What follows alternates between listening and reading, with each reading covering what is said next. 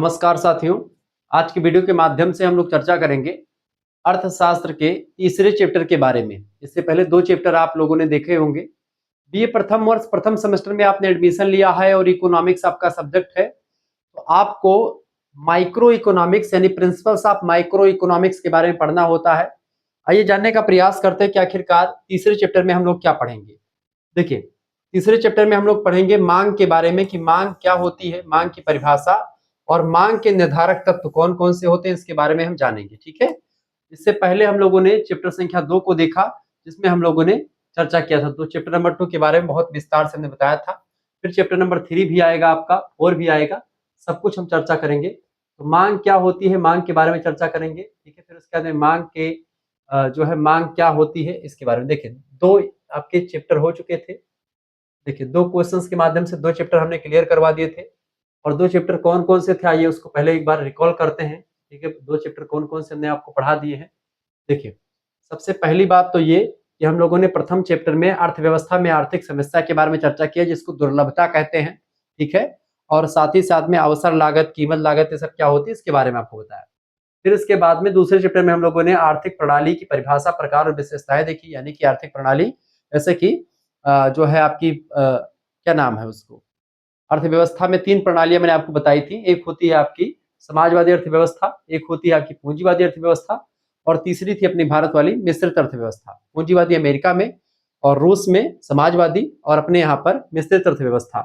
अब हम लोग मांग के बारे में चर्चा करेंगे कि मांग क्या होती है। ठीक है, मांग के नियम के बारे में चर्चा करेंगे। ठीक है, तो परेशान बिल्कुल भी आपको नहीं होना है, बारीकी के साथ हम चीजों को समझाने का प्रयास करेंगे। चलिए,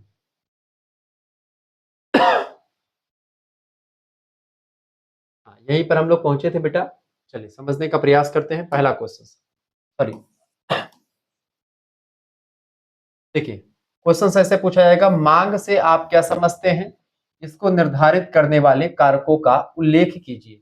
2026, 27, 28 सभी की परीक्षाओं के लिए लेक्चर बहुत महत्वपूर्ण है, ध्यान रखिएगा। देखिए, मांग का नियम क्या है, सॉरी, मांग से आप क्या, वही मांग के बारे में चर्चा करेंगे। इसके बाद मांग का नियम क्या होता है उसके बारे में देखेंगे। मांग का मतलब कि मांग को निर्धारित कैसे करते हैं, उसको निर्धारित करने वाले कारक उनके बारे में भी चर्चा करेंगे। देखिए, प्रोफेसर JS मिल यानी कि जॉन स्टुअर्ट मिल, इन्होंने कहा कि मांग शब्द का अभिप्राय मांगी गई उस मात्रा से लगाया जाना चाहिए जो एक निश्चित कीमत पर क्रय की जाती है। क्या? जो एक निश्चित कीमत पर क्रय की जाती है, उससे इसका एक प्रकार से जो है इसका क्या नाम है, मांग शब्द का अभिप्राय, अभिप्राय माने मतलब, मांगी गई उस मात्रा से लगाया जाना चाहिए जो एक निश्चित कीमत पर क्रय यानी खरीदी जाती है। इस परिभाषा से स्पष्ट है कि जब किसी निश्चित कीमत पर विभिन्न व्यक्तियों के द्वारा, निश्चित कीमत मतलब कीमत फिक्स है, उस पर विभिन्न व्यक्तियों के द्वारा कोई वस्तु क्या करी जाती, खरीदी जाती है। ठीक है, निश्चित कीमत पर कई व्यक्तियों के द्वारा कोई वस्तु खरीदी जाती है, तब उसे मांग कहते हैं, मांग। ठीक है, यानी कि इस वस्तु की मांग इतनी है, या कोई वस्तु जो है उसी दाम पर, निश्चित दाम है उसका, और कई व्यक्तियों के द्वारा उसको खरीदी जाती है, तो उसी खरीदी जाने को उसका मांग कहा जाता है। ठीक है, ध्यान रखेंगे।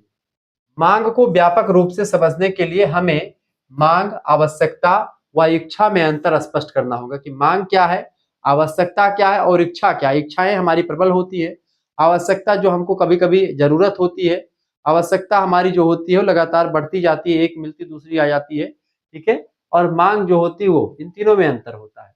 यदि इच्छा को देखा जाए तो यह मनुष्य की कल्पना से संबंधित होती है। वह अपनी सुविधा के अनुसार विभिन्न वस्तुओं की कल्पना करता है। मनुष्य कि हमारे पास ये भी होता, 4 चक्का होता, ये होता, दुनिया भर का कल्पना करता है कि हमें कार चाहिए, वायुयान चाहिए। ठीक है, मेरे पास एक सुंदर सा घर होना चाहिए, ये उसकी कल्पना है, यानी कि वह इच्छा करता है।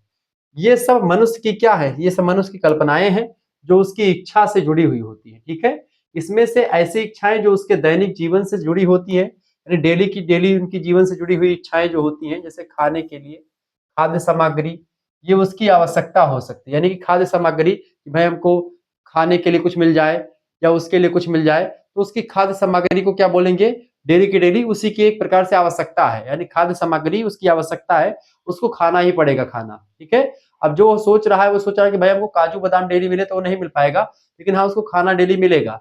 कहने का मतलब है कि खाना यानी खाद्य पदार्थ की इच्छाएं करना आवश्यकता हो सकती है, यानी डेली की जो इच्छाएं होती हैं वो आवश्यकता कुछ कभी कभी बन सकती हैं। ठीक है, सारी इच्छाएं आवश्यकता नहीं हो सकती।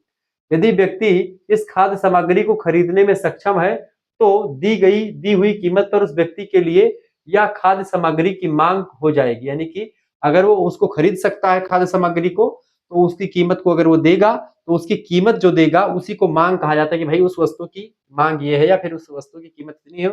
उसकी डिमांड जो एक प्रकार से लोग उसकी डिमांड करते हैं, भाई आवश्यकता ही डिमांड की आवश्यकता के द्वारा ही तो मांग उत्पन्न होती है। अगर आवश्यकता ही नहीं होगी हमको तो हम जो सामान क्यों खरीदेंगे। ठीक है, आवश्यकता ही जो है मांग उत्पन्न करती है। प्रोफेसर बेनहम कहते हैं कि किसी दी हुई कीमत पर वस्तु की मांग वह मात्रा है जो उस कीमत पर एक निश्चित समय में खरीदी जाती है। तो मांग बेसिकली वही होती है। एक प्रश्न यह उठता है कि वस्तुओं की मांग क्यों की जाती है, वस्तुओं को क्यों मांगा जाता है। इसका मुख्य कारण यह है कि संबंधित वस्तुओं में उस व्यक्ति की आवश्यकताओं को संतुष्ट करने की क्षमता होती है। जैसे कि हमारे पैर में ठंडी लग रही तो हम जूता खरीदेंगे, क्योंकि हमारी संतुष्टि मिलती है हमको जूता पहनने में। ठीक है, जूता पहनने में हमको संतुष्टि मिलती है, ये बात आप ध्यान रखेंगे। ये आप देख रहे होंगे, ये टी शर्ट जो मैं पहना हूं ये न्यू टी शर्ट है। एक बच्चे ने मुझे गिफ्ट में भेजा इसको। ठीक है, और बहुत बड़ा प्यारा स्टूडेंट है, उसने मेरे पास भेजा कि गुरुजी जो है अपना एड्रेस भेज दीजिए। और जो है बहुत दिन से पढ़ाई कर रहा था तो उसने ये उस्पा कंपनी का ये टी शर्ट मेरे पास भेजा। ठीक है, और ये भेजा उसके बाद में आया तो फिर मैंने कहा नहीं बेटा रहने दीजिए। कहा नहीं गुरुजी जो है ये आप मेरी तरफ से एक गिफ्ट मैं देना चाहता हूँ आपको, बहुत दिन से आपसे पढ़ रहा था। ठीक है, 6th सेमेस्टर जब पास हो गया तो उसने मेरे पास ये भेजा। तो मैंने कहा कि अगर गुरुजी नहीं लेंगे तो फिर हम जो है आपसे नाराज हो जाएंगे। हमने कहा बिल्कुल बिल्कुल बेटा भेज दीजिए। तो ठीक है, उसने भेजा। तो उसने कहा कि गुरुजी एक बार वीडियो में जरूर पहन करके बनाइएगा वीडियो मेरे टी शर्ट में। तो मैंने कहा बिल्कुल भाई अब तो पहना ही जाएगा। ठीक है, तो वो भेजा मेरे पास। तो बड़ा अच्छा लगता है जब ऐसे जो है प्रेम मिलता है लोगों का। ठीक है, बात टी शर्ट या उसकी नहीं होती कि भाई पैसे मिल गए, लेकिन ये होता है कि जो बच्चे कितना प्रेम करते हैं आपसे, वहां पर जाकर के बड़ा जो है अंदर से फीलिंग आती है कि हाँ बच्चे ने कितना जो है प्रेम किया।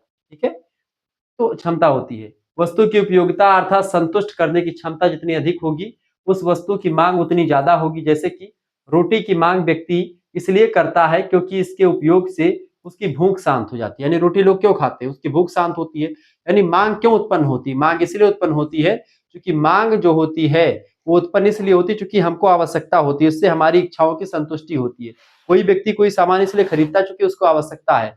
आप यह वीडियो क्यों देख रहे हैं, क्योंकि आपको आवश्यकता है, पेपर देना है। तो कहीं ना कहीं पे डिमांड, अब डिमांड अभी वीडियोस की कब हो जाएगी धीरे धीरे। ठीक है, क्योंकि अब जो है परीक्षा के समय में आप लोग वीडियो को देखते हैं। ठीक है, तो वहां पर डिमांड ज्यादा हो जाती है क्योंकि आवश्यकताएं बढ़ जाती हैं आपकी, तो मांग वही होती है। मांग को अंग्रेजी में डिमांड कहते हैं। देखिए मांग फलन के बारे में बताएं। मांग फलन का सूत्र परीक्षा में कभी कभी पूछा जाता है। मांग फलन देखिए वस्तु की मांग व उसको प्रभावित करने वाले कारकों के बीच, यानी कि मांग को कौन से कारक प्रभावित करते हैं। जैसे ठंडी में स्वेटर का खरीदना। ठीक है, जैसे कि आप देखिए परीक्षा के दौरान लोगों की बीए वाले शुक्ला सर की वीडियोस को लगातार देखना। ठीक है, ये सब क्या होता है, ये सब प्रभावित करने वाले कारक है। मांग को प्रभावित करने वाले कारकों और वस्तु की मांग, इन दोनों के बीच में जो संबंध पाया जाता है उसी को मांग फलन कहा जाता है। यहाँ पर dx बराबर, इसका सूत्र dx माने मांग फलन। ठीक है, dx वस्तु की मांग होती है। ठीक है, वस्तु x की मांग, x को वस्तु कहते हैं उसी की मांग को। ठीक है, डिमांड x यानी कि वस्तु की मांग को क्या बोलते हैं, dx बोलते हैं। px किसको बोलते हैं, कीमत को। pr किसको बोलते हैं, अन्य वस्तु की कीमत। और y आय होती है और t जो होती है रुचि होती है। dx बराबर f, ब्रैकेट लगा दीजिए, px pr yt। ठीक है, ये सभी इसका जो है फलन का सूत्र होता है। तो वस्तु की मांग और उसको प्रभावित करने वाले कारकों के बीच संबंध जो बताता है उसी को मांग फलन कहते हैं। इसका सूत्र ये है और इन सभी का मतलब भी ये होता है। आप यहाँ पर नोट डाउन कर सकते हैं, ध्यान रखिएगा। अच्छा, मांग के निर्धारक तत्व कौन कौन से हैं, मांग को डिसाइड कैसे किया जाता है, मांग कैसे उत्पन्न होती है। मांग के निर्धारक तत्व हेडिंग डालेंगे, लिखिएगा वस्तु की उपयोगिता, यानी जरूरत होती है लोगों को वस्तु की, इस वजह से मांग जनरेट होती है। ठीक है, वस्तु की उपयोगिता से तात्पर्य व्यक्ति की आवश्यकताओं की संतुष्टि करने की क्षमता से है। वस्तु की जो मतलब जरूरत है हमको, जैसे हमको जरूरत पड़ी जो है किसी भी चीज की जरूरत पड़ी तो वस्तु की उपयोगिता से तात्पर्य व्यक्ति की आवश्यकताओं की संतुष्टि करने की क्षमता से है। इस प्रकार वस्तु की उपयोगिता जितनी ज्यादा होगी, उस वस्तु की मांग उतनी ही अधिक होगी। इसके विपरीत कम उपयोगिता वाली वस्तुओं की मांग कम होगी। कहने का मतलब है कि जिसकी जरूरत ज्यादा होगी उसकी डिमांड ज्यादा होगी, जिसकी जरूरत कम होगी, आवश्यकता कम होगी, उसकी डिमांड कम होगी।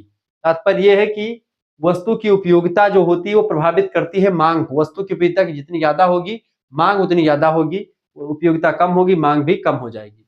दूसरा कारक जो प्रभावित करता है होता है आय का स्तर, व्यक्ति कितना कमाता है। ठीक है, जैसे जैसे लोगों को की आय बढ़ती जाती है, वैसे वैसे विभिन्न वस्तुओं की जो डिमांड होती है या मांग होती है वो भी बढ़ती जाती है। जैसे आपके पास जब पैसे आने लगते हैं तो आप तमाम प्रकार की चीजों को खरीदना पसंद करते हैं।